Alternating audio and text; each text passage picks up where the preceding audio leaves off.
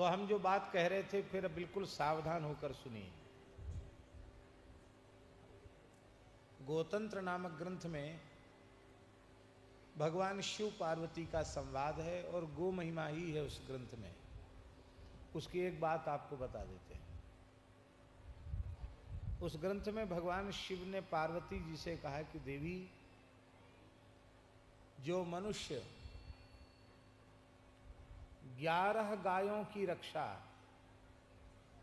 गाय माने गोवंश, चाहे गाय हो अथवा वृषभ हो, जो 11 गोवंश की रक्षा दाना चारा दे करके उनको भूख प्यास से बचाकर कर लेता है, अथवा बधिक कसाई उनसे छुड़ाकर 11 गायों को बचाकर उनकी सेवा करता, उनका पोषण करता है,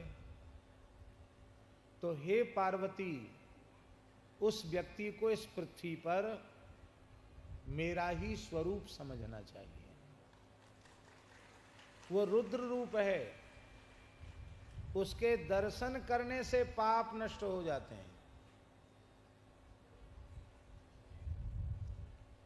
ये बात जब हमने पढ़ी तो हमारे मन में इतना आनंद हुआ कि जिन संतों को माध्यम बनाकर भगवान ने लाखों गोवंश की रक्षा की है, उनका दर्शन कितना पुण्यप्रद है। पूज्य पथमेड़ा महाराज जी जैसे महापुरुष, और आज हम सबके सौभाग्य का उदय हुआ। 40 वर्ष से अनवरत गो सेवा करने वाले एक संत, नांदेड़ के ही एक संत, उनका मंगलमय दर्शन आज कथा की पूर्णता पर हो रहा है। इससे बड़े सौभाग्य का और क्या विषय हो सकता है। हम महाराष्ट्र की सरकार को, प्रदेश सरकार को बहुत साधुवाद देते हैं कि उन्होंने प्रयत्न किया और पूरे महाराष्ट्र प्रदेश में राज्य स्तर पर गाय को राज्य माता घोषित किया।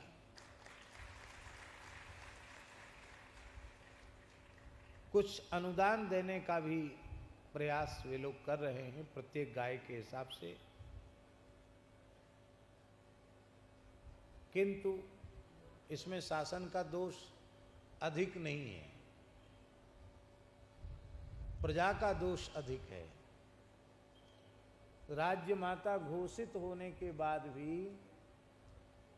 गोवंश की तस्करी निरंतर हो रही है। हमें अभी एक, कहाँ गए अनुराग दास, उन्होंने मोबाइल पर एक सूचना पढ़ के सुनाई कि इसी नांदेड़ जिले में अभी ज़्यादा समय में नहीं, थोड़े ही समय में लगभग 250 मामले पुलिस में गो तस्करी के हैं। तेलंगाना, आंध्रा, कर्नाटका, इधर से दक्षिण भारत में गोवंश की तस्करी होती है। उन क्षेत्रों में, उन राज्यों में कोई ऐसा कानून है नहीं। तो अब संपूर्ण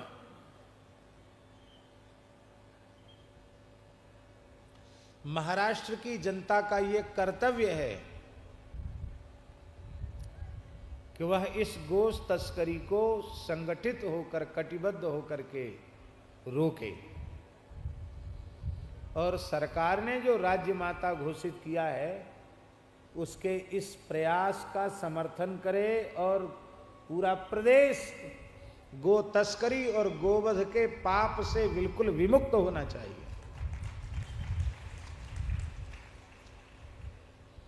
अभी कसाईयों ने एक गोभक्त की भी हत्या कर दी इसी नांदेड़ में। बड़े उच्च कोटि के गोभक्त थे, गोरक्षा के लिए उन्होंने अपना बलिदान कर दिया। तो यह दुख दुर्भाग्य की बात है। गोरक्षा का जो महनीय कार्य है, वह न केवल शासक का है और न केवल प्रजा का है। प्रजा को और शासक को दोनों को समान सहभागी होकर के इस पवित्र कार्य को करना चाहिए। फिर आपको तो यह गौरव होना चाहिए, जब छत्रपति शिवाजी महाराज छोटे बालक ही थे, मुगलों का भयंकर अत्याचार भारत की धरती पर था,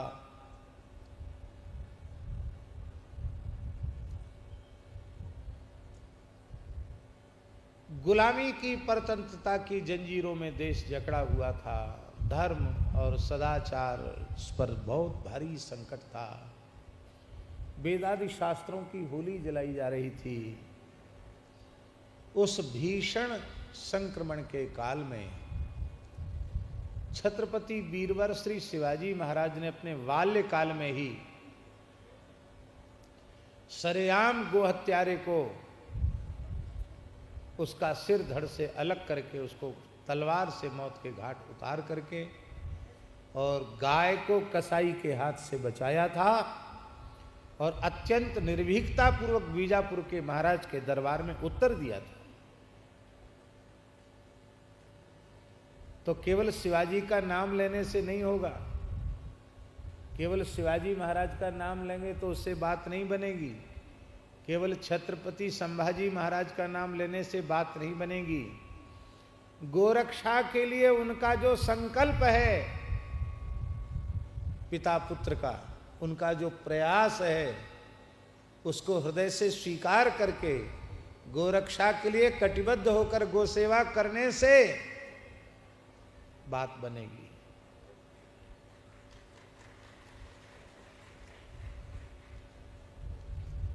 हम तो आपको सही बतावें तो भगवान सांब सदाशिव से, कल्प गुरु भगवान दत्तात्रेय से यही प्रार्थना करते हैं कि शीघ्रातिशीघ्र हम लोगों के जीवन काल में कम से कम भारतवर्ष की धरती कन्याकुमारी से कश्मीर तक, संपूर्ण भारतवर्ष पूर्व पश्चिम उत्तर दक्षिण दसों दिशाएं विदिशाएं, अखंड भारत जहां तक है वहां तक अखंड भारत हो और अखंड भारत की धरती गोवध के कलंक से सर्वथा विमुक्त हो। हम लोगों के ही जीवन काल में ऐसी हम प्रार्थना भगवान के चरणों में करते हैं।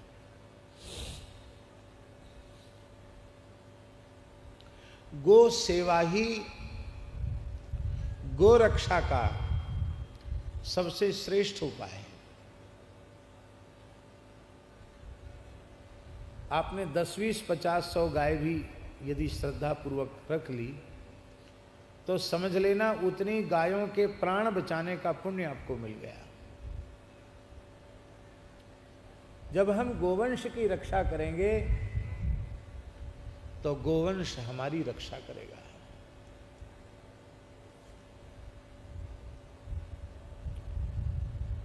बड़े बड़े लोग चले गए कोरोना काल में, पर एक भी इतिहास ऐसा नहीं है कि गौशालाओं में गो सेवा करने वाला कोई गो सेवक कोरोना से उसके प्राण गए।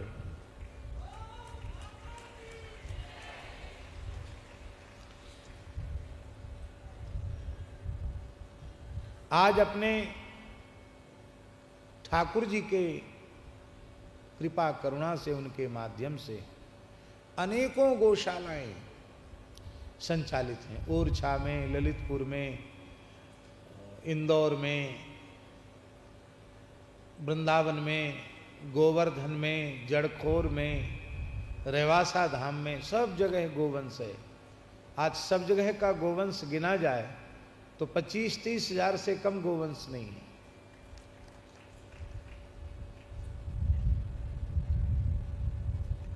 और पथमेड़ा गौशाला भी अपनी ही है। वहाँ तो प्रत्यक्ष पूज्य पथमेड़ा महाराज के माध्यम से भगवान कम से कम 1.5 लाख गोवंश की सेवा करवा रहे हैं।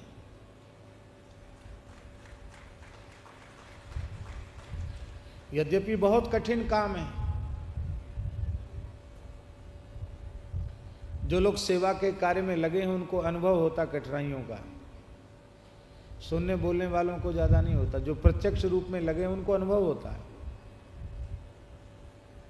बहुत कठिनाइयां हैं, फिर भी भगवत कृपा से गो सेवा का कार्य हो रहा है।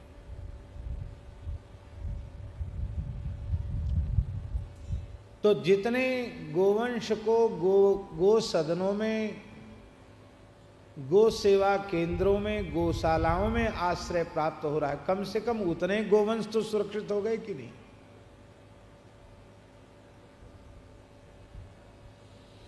इसी प्रकार से प्रत्येक हिंदू यह निश्चित करे कि हमें कम से कम एक भारतीय वेद लक्षणा गाय का पोषण पालन करना है। तो इतनी गायें ही नहीं हैं जितनी हिंदुओं की संख्या है। आप सोचो, तीर्थराज प्रयाग में लगभग 66 करोड़ 30 लाख से ऊपर तो सरकार की गणना है, उस शाम तक की गणना है। उसके बाद रात में और दूसरे दिन दबाव रहा, 70 करोड़ तक जनता पहुंची है। कितनी जनता पहुंची? 70 करोड़ जनता तीर्थराज प्रयाग में स्नान करने पहुंची है। और इस समय भारतीय देशी गोवंश पूरे देश में 8 करोड़ से ज्यादा नहीं है।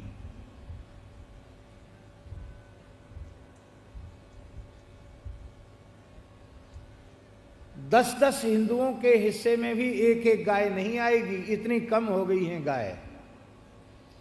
फिर भी गाय कचड़े के ढेर पर खड़ी हों, पन्नी प्लास्टिक खा करके प्राण बचा रही हों, अपने प्राण दे रही हों,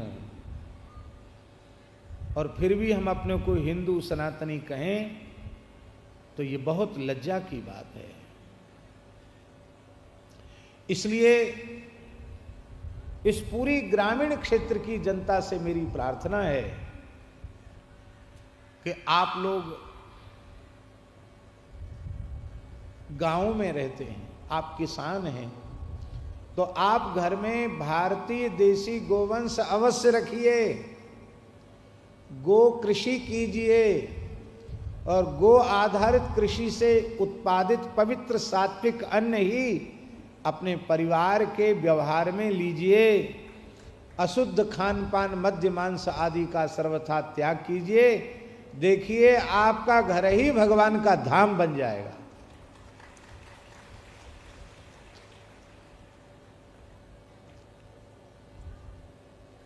गोरक्षा के 3 साधन। पहला साधन प्रत्यक्ष गो सेवा, दूसरा साधन गव्य पदार्थों के व्यवहार की प्रतिज्ञा। गव्य पदार्थों के व्यवहार का अर्थ है हम अपना देवाराधन, अतिथि सत्कार, अपने परिवार के पोषण में बाजार के दूध दही घी का प्रयोग बिल्कुल भी नहीं करेंगे। प्रामाणिक रूप से जिस गौशाला से हमें भारतीय वेद लक्षणा गाय के दूध दही घृत की प्राप्ति होगी, उसी गौशाला से हम लेंगे। नहीं तो अपने घर में गोपालन करके उसके दूध दही घी से व्यवहार करेंगे। हमको ज़्यादा दिखावा करने की आवश्यकता नहीं है, लेकिन हम गोव्रती प्रतिज्ञा पूर्वक रहेंगे। आज यहाँ पंडाल में 1.5 लाख से ऊपर लोग हैं, कम से कम 1.5 लाख से ऊपर लोग हैं। यहाँ हैं और जहाँ पंगत भंडारा चल रहा है वहाँ हैं। जहाँ पंगत हो रही है वो भी पूरा पंडाल खचाखच भरा, हम दर्शन करके आए। वहाँ बैठने की जगह तो है ही नहीं, खड़े हैं सब, थाली में ले लेकर प्रसाद पा रहे हैं। और वहाँ की भी गिनती कर ली जाए, यहाँ की गिनती कर ली जाए, तो हम अनुमान लगा रहे हैं 2 लाख से ऊपर लोग इस समय इस परिसर में हैं। इतने लोग यदि यह निश्चय कर लें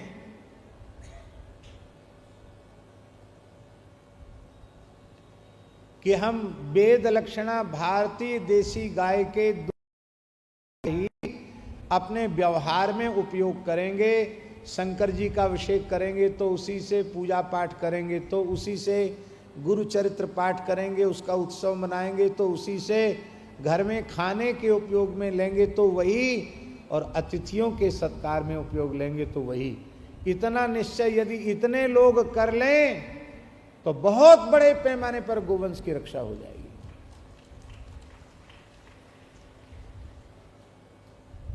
फिर ये जो मिठाई के दुकान वाले हैं ना, ये डेयरी चलाने वाले लोग, इनकी डेयरियां बंद हो जाएंगी, मिठाई की दुकानें बंद हो जाएंगी,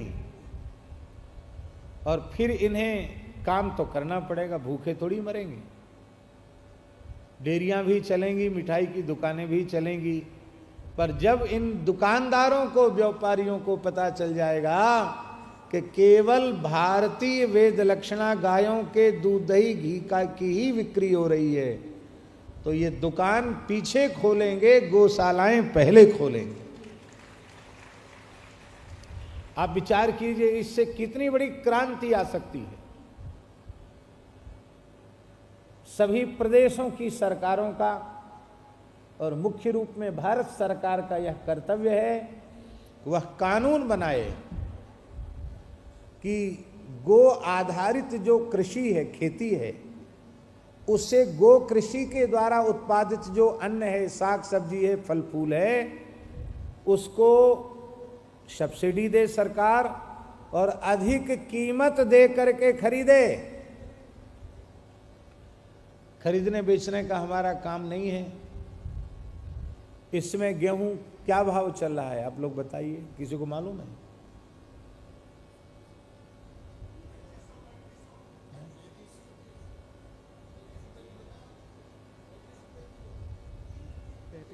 ₹35 किलो चल रहा है गेहूं, तो क्विंटल कितने का हुआ? 35,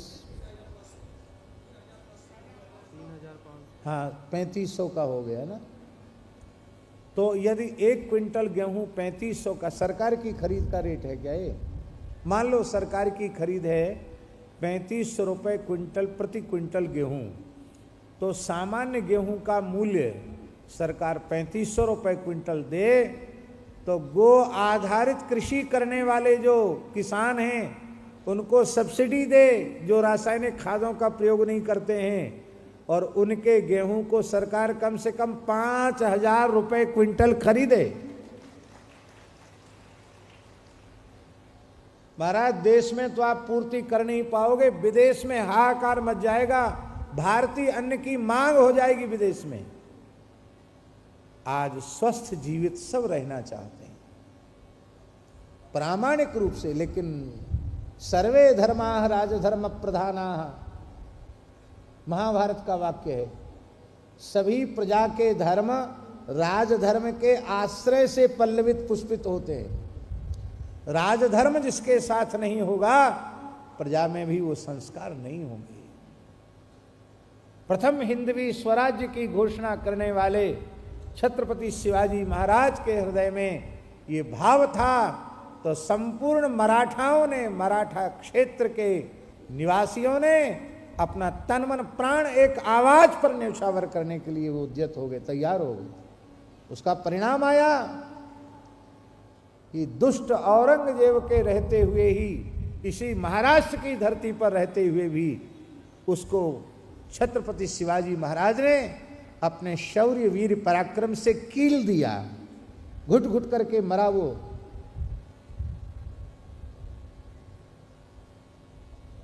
निज कृत कर्म भोग सब भ्राता, अपने बाप को तड़पा तड़पा के मारा था, इसलिए स्वयं भी बहुत दुर्दशा पूर्वक मरा औरंगजेब।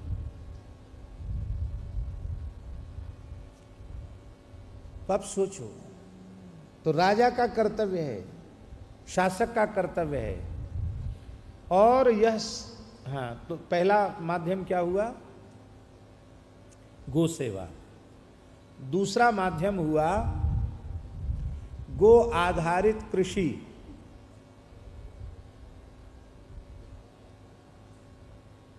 वो गो सेवा में ही आ जाती है, गव्य पदार्थों का व्यवहार। और तीसरा है गो रक्षा के लिए भगवान से नित्य प्रार्थना, हे प्रभु भारत की पवित्र धरती गोवध के कलंक से विमुक्त हो। हम पहले जिसे भी भगवत शरणागति प्रदान करते थे, बहुत पहले उसको केवल एक माला ही बताते थे गोरक्षा के लिए जपने के लिए। पर एक भगवत प्राप्त संत ने, उनका नाम श्री अनिरुद्ध दास जी है, 100 वर्ष के हो चुके हैं। उनसे हमने पूछा तो उन्होंने कहा भगवान की आज्ञा है, यदि सब लोग 4-4 माला गोरक्षा के लिए जपें तो भारतवर्ष में बहुत जल्दी गोरक्षा का वातावरण तैयार हो जाएगा।